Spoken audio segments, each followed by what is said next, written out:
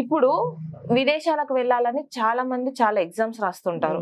Job రావట్లేదని. Government జాబే గాని, ప్రైవేట్ జాబే గాని అలాంటి వాటికి కూడా మీరు పరిష్కారం చెప్తారా?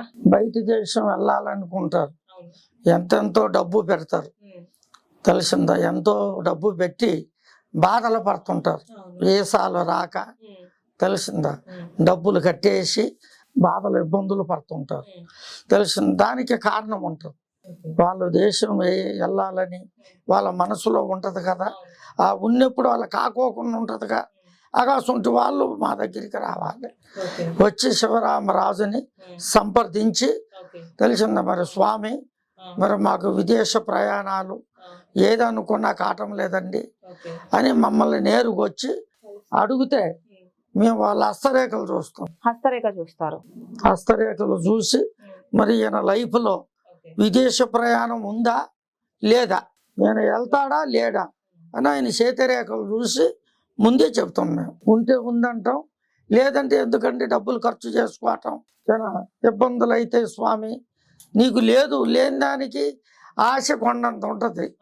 కొండంత ఆశ ఉంటే నీకు ప్రాప్తి ఉండాలిగా. బయట దేశం వెళ్ళాలంటే ఊరికి అయ్యే పని కాదుగా. నీకు ప్రాప్తం లేదు స్వామి, మీరు వెళ్ళలేరని చెప్తున్నాను. ఇక వెళ్ళేది ఉందనుకో, ఉంది స్వామి, విదేశాలు వెళ్తారు అని చెప్తాను. జాబ్ పరిస్థితికి వచ్చేసరికి అది జాబు విషయం. ఉద్యోగాలు ఎంతో మంది చదువుతారు, పెద్ద పెద్ద చదువులు చదువుతుంటారు.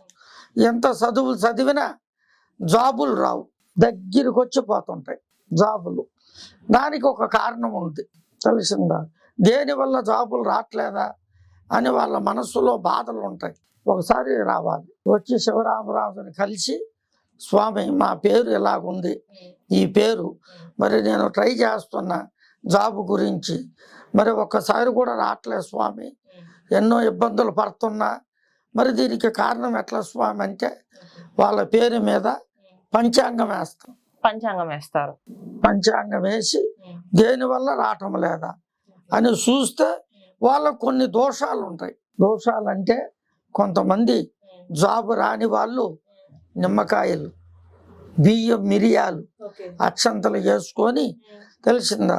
వాళ్ళ తల మీదకి వెళ్ళి తిప్పుకొని బజార్లు వేస్తారు. జాబ్ రాని వాళ్ళు ఎన్నెన్నో బాధలు పడ్డవాళ్ళు అట్లా చేసుకుంటారు. గురువుల దగ్గరికి పోయి చేసుకొని ఆ నిమ్మకాయలు, కొంతమంది కోడిగుడ్లు, తెలిసిందా?